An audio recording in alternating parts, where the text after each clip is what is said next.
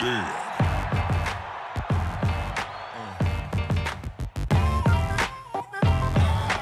Salut à tous, c'est BizBiz. Alors aujourd'hui l'épisode 412 du Zap Image. Comme d'habitude, je vous mets des images de foot, d'actualité ou des images anciennes. On en parle un peu et c'est parti. On va commencer.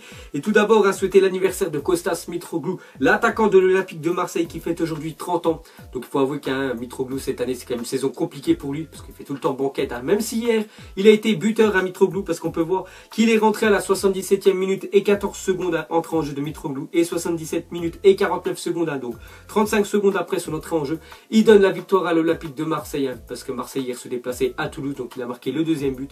Et heureusement voilà pour Marseille qu'ils ont gagné parce qu'on sait que Monaco, qui est deuxième actuel du championnat, vraiment ils sont vraiment très bons cette année. Donc Marseille, s'ils veulent accrocher cette deuxième place pour jouer la prochaine Ligue des Champions, il faut les gagner absolument hier soir. Ensuite jeter un coup d'œil à tous les résultats de cette 29e journée de Ligue 1. Donc on peut voir que quasiment tous les gros ont gagné. Le PSG sont imposés 5-0 face au FC Metz. Donc on voulait voir comment allait réagir le Paris Saint-Germain après leur élimination face au Real Madrid en Ligue des Champions. Donc 5-0. Bon après c'était le premier qui rencontrait à domicile le dernier. Donc c'est pour ça les gars, il n'y a pas eu deux matchs. On peut voir l'Olympique Lyonnais hier sont imposés 1-0 face à Caen. Donc enfin une victoire pour Lyon qui avait pris je crois seulement 3 points en 5 journées. Donc voilà, ils avançaient plus du tout. On peut voir que Marseille sont imposés et aussi à Monaco qui sont imposés vendredi soir à Strasbourg. Ensuite jeter un coup d'œil au classement de cette Liga, donc toujours un premier PSG 77 points, donc je pense qu'il va leur falloir encore on va dire 3 victoires et ils seront champions de France cette année. Deuxième AS Monaco 63 points, donc 4 points d'avance sur Marseille et on peut voir l'Olympique Lyonnais 54 points. N'oubliez pas que la semaine prochaine, voilà, je ne sais plus c'est quelle équipe qui reçoit, mais il y a Marseille face à l'Olympique Lyonnais. Et pour finir avec la Liga, on va parler d'un dernier match, donc c'est Guingamp qui recevait l'OGC Nice. On peut voir le score final 5-2 pour l'OGC Nice, pas mal quand même de marquer 5 buts à l'extérieur et surtout l'OGC Nice ça s'impose grâce à un quadruplé d'Alassane Plea. Donc je vous souvenez, c'était son anniversaire samedi et le lendemain, voilà pour on va dire pour cadeau pour les supporters de Nice, il a quand même marqué 4 buts. C'est vraiment très rare qu'un joueur marque 4 buts. Je sais que Neymar en a marqué 4 cette année, contre Dijon. Donc vraiment grosse performance du joueur de Nice. Ensuite, on se dirige en Angleterre. On va parler de Harry Kane, sorti sur blessure hier, a probablement été touché au ligament, a confié Mauricio Pochettino, l'entraîneur de Tottenham. Donc gros coup dur quand même pour Tottenham.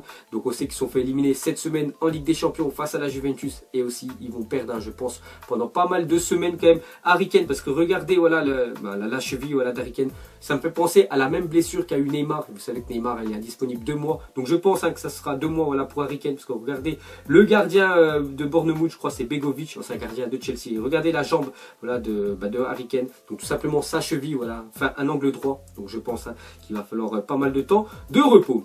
Ensuite on va parler du club de Tottenham. Donc vraiment gros coup dur pour Tottenham parce qu'ils ont perdu leur buteur, Harry Kane. Mais ils ont quand même une bonne chose, ils sont imposés 4-1 à Bournemouth. Les Spurs remontent sur la 3e place. Bonne nouvelle on va dire pour eux. Ensuite on va parler de Arsenal. Donc on voulait voir après leur victoire face au Milan AC, est-ce qu'ils allaient confirmer en championnat. Ils ont confirmé parce qu'ils se sont imposés 3-0 face à Watford. Pas mal, les 2 derniers matchs. 5 buts inscrits, 0 encaissés pour Arsenal. Victoire des Gunners grâce à des buts signés de Mustafi, le défenseur, Aubameyang et Mkhitaryan, les 2 nouvelles recrues de Arsenal. Et pour finir sur ce match de Arsenal, on va parler de Peter Cech dans les cages d'Arsenal. Donc en tout, depuis son arrivée à Arsenal, il avait concédé 16 pénaltys et hier il a arrêté enfin un pénalty avec Arsenal. Donc un pénalty arrêté face à Deney, l'attaquant de Watford. Donc enfin un pénalty arrêté pour Petr Cech. Ensuite, jetez un coup d'œil au classement de cette première ligue. Donc Manchester City ce soir se déplace à Stoke City. Donc ce soir, je crois s'ils gagnent, ils seront à 81 points. Donc il leur manquera pareil comme le PSG ou pareil comme le Bayern Munich, seulement 2 ou 3 victoires pour être champion d'Angleterre. Donc deuxième Manchester United qui sont imposés face à Liverpool 2-1. Donc ils ont confondent vraiment leur deuxième place avec troisième Tottenham. Ensuite on se dirige en Italie, on va parler de la Fiorentina qui recevait Benevento, le dernier du championnat. Donc déjà score final 1-0 pour la Fiorentina, mais surtout à la 13e minute, le jeu s'arrête à Florence, les joueurs, l'arbitre applaudissent et les supporters déploient ce magnifique tifo en hommage à leur capitaine. Donc c'est marqué Davide 13, donc le numéro 13 David Astori qui était décédé la semaine dernière. Et on peut voir le buteur, donc il s'agit de Victor Hugo et lui en fait c'est le remplaçant de David Astori. Et on peut voir dès qu'il a marqué le but, il est parti vers le banc de touche. Et on peut voir qu'il y en a un qui a déployé le maillot de David Astori et bien sûr il a fait le signe bien sûr pour rendre hommage au capitaine, enfin l'ancien capitaine de Florence. Et pour finir on peut voir voir que Cagliari retire le numéro 13 en hommage à David Astori, parce qu'avant, voilà, David Astori, il n'a pas tout fait sa carrière à la Fiorentina, il joue à Cagliari, et on peut voir hein, que Romagna portera désormais le numéro 56. Avant, il avait le 13, hein, l'ancien numéro de David Astori, et maintenant, il aura le numéro 56. Ensuite, une déclaration de Mbappé, il a dit non, ce n'est pas ma meilleure période, l'élimination, ça a mis un coup aussi, on va essayer de terminer la saison du mieux que l'on peut, et pas de blessure hein, pour la Coupe du Monde, voilà, parce que la Coupe du Monde, c'est quand même dans moins de 3 mois, donc voilà les objectifs hein, de Mbappé avec le PSG, déjà c'est d'être champion de France, ils seront champions de France, hein, le PSG tellement qu'ils ont de points d'avance, c'est de gagner la Coupe de la Ligue, ils sont en finale là, face à l'AS Monaco, donc le match se déroulera à Bordeaux, et bien sûr c'est de se qualifier pour la finale de la Coupe de France, hein, bien sûr face à Caen. Et pour finir avec le PSG, donc vainqueur contre Metz samedi après-midi, le PSG a inscrit 144 buts, toutes compétitions confondues cette saison, un nouveau record pour le club de la capitale. Donc voilà, le record hein, de buts vient d'être battu, hein, plus de 144 buts inscrits cette année, donc il leur reste encore pas mal de matchs, hein, donc ils vont sûrement dépasser, on peut dire, la barre des 170 buts. Ensuite, on va se diriger en Espagne, on va commencer avec l'Atlético de Madrid, hein, ça va vraiment très bien pour eux, vraiment très en forme, hein, l'Atlético. Donc ils sont encore imposés dans leur nouveau stade, hein, 3-0 face au Celta Vigo, donc l'Atlético de Madrid conserve son avance sur le Real Madrid. Antoine Griezmann, de nouveau buteur, hein, donc vous savez que la semaine dernière, en 2 matchs, il a marqué 7 buts, il a encore marqué un but hein, ce week-end, donc bonne nouvelle hein, pour, on peut dire, l'équipe de France.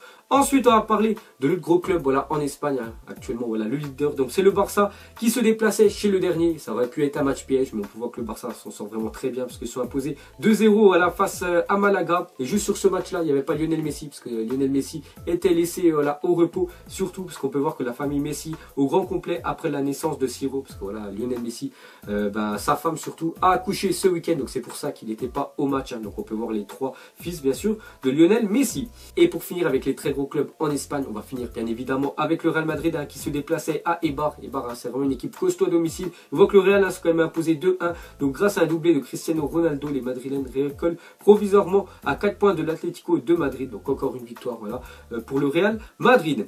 Ensuite on continue sur le Real. Regardez la forme de Cristiano Ronaldo hein, sur on peut dire les 10 derniers matchs. Il a quand même marqué 17 buts hein, sur 10 derniers matchs. Donc ça fait pratiquement un ratio de voilà, quasiment 2. On va dire 1,70 hein, le ratio par match. Donc vraiment Ronaldo est en méga forme actuellement. Et on continue hein, sur ce match-là. On peut voir que Sergio Ramos est allé aux toilettes en plein match. Tout simplement, Ramos hein, s'est un peu fait dessus. C'est la déclaration de Zinedine Zidane, hein, l'entraîneur du Real Madrid. Parce qu'on peut voir que Sergio Ramos a dû laisser ses coéquipiers en infériorité numérique pendant 5 minutes face à Eibar afin d'aller aux toilettes. Il s'est fait un peu dessus. Il est allé aux toilettes et est revenu à commenter Zinedine Zidane amusé. Donc tout simplement, soit il avait envie de pisser ou soit il avait envie de faire la grosse commission. Il pouvait pas se retenir. Donc il est parti voilà, dans les toilettes hein, bien sûr du stade faire tout ça. Donc c'est pour ça que le Real Madrid a joué à 10 contre 11 pendant 5 minutes. Ensuite, Bruno Genesio et Zinedine Zidane ont été échangés avant et après leur match de Coupe d'Europe. Chacun a félicité l'autre par SMS parce que les deux clubs, que ce soit le Real Madrid ou bien sûr l'Olympique Lyonnais, les deux sont imposés en Coupe d'Europe cette semaine.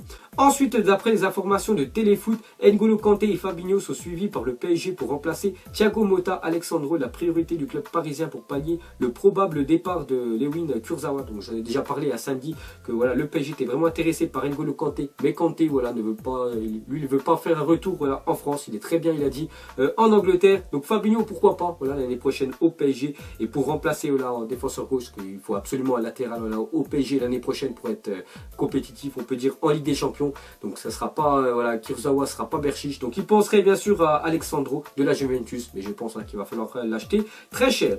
Ensuite, on va parler du Barça, une première recrue à 30 millions d'euros pour le Barça. Donc ce dimanche, le FC Barcelone a d'ores et déjà officialisé une première recrue pour l'intersaison à venir. Donc voilà, en juillet, normalement, ils ont un joueur voilà, qui vont arriver. Donc il s'agit, on a déjà parlé, hein, donc c'est officiel, le FC Barcelone et le Grêmio de Porto Alegre sont convenus d'un accord concernant l'option d'achat d'Arthur. C'est l'option d'achat élevée en juillet 2018. Le transfert s'élèvera à 30 millions d'euros. On peut dire hein, plus 9 millions d'euros de bonus. Donc on va dire voilà, quasiment 40 millions d'euros hein, pour s'attacher les services de Arthur, que je connais pas du tout, hein, vu qu'il joue dans le championnat brésilien. Et je suis pas trop le championnat brésilien. Donc voilà les gars, la première recrue du Barça cette saison. Ensuite, courtisé par le Real Madrid, Chelsea et le PSG, Robert Lewandowski serait prêt à quitter le Bayern Munich lors du prochain mercato estival si une offre alléchante s'offrait à lui. Donc on sait qu'il vraiment il est très bon avec le Bayern et les 3 clubs à le Real Madrid, il leur faut quand même un numéro 9 pour remplacer Benzema qui est quand même moins bon qu'il y a quelques années. Chelsea, voilà, ils ont toujours pas trop, on peut dire, de numéro 9, ils ont Morata mais qui fait pas trop l'affaire. Et le PSG, je pense que le PSG, voilà, ils aimeraient bien concurrencer Edinson Cavani, ou peut-être un Cavani plus en fin Hansi, qu'il avait dit qu'il aimerait partir du PSG parce qu'il a un petit peu marre, voilà, que chaque année, voilà, ils se font éliminer. Donc pourquoi pas un départ de Cavani et une arrivée de Robert Lewandowski. Et lui serait prêt à quitter le Bayern cet été.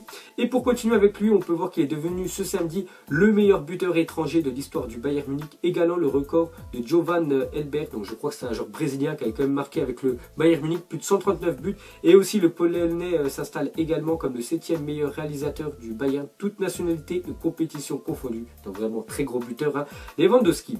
Et pour finir avec le Bayern Munich, regardez les 6 derniers résultats de Bayern Munich-Hambourg. Donc déjà ce week-end, il y a eu 6-0 pour le Bayern, un triplé de Robert Lewandowski. Et je crois qu'il y a eu aussi un doublé de Franck Ribéry. Donc l'année dernière, hein, c'était 8-0. Il y a 2 ans, 5-0. On voit qu'en 2013, il y a eu 9-2. Donc en tout, 6 matchs, hein, 39 buts pour le Bayern, 3 encaissés. Donc vraiment, c'est leur proie favorite, hein, bien sûr, pour le Bayern. Ensuite, à partir en Grèce, on peut voir que le match a été arrêté après que le président du PAOK ait débarqué sur la pelouse pour menacer l'arbitre avec son taser. La raison, un but refusé dans le temps additionnel face à l'AEK Athènes. Je crois que c'était le match, hein, voilà, du titre, et voilà, ils avaient égalisé et le but a été refusé par l'arbitre. On peut voir que le président du club est quand même venu avec son taser, il voulait taser l'arbitre. Il se passe vraiment des trucs de malade dans le foot. Ensuite, officiel, Nabil Fekir, victime de douleur à un genou, sera absent 3 semaines, donc il va se faire opérer, à Nabil Fekir. Donc mauvaise nouvelle, hein, quand même pour l'équipe de France. On sait que bientôt il y a il y a la Coupe du Monde. Et voilà, on sait que Nabil Fekir, hein, pourrait faire un bien fou à l'équipe de France. Donc il manquera le match retour face au CSKA Moscou, qu'ils avaient gagné 1-0 l'Olympique Lyonnais.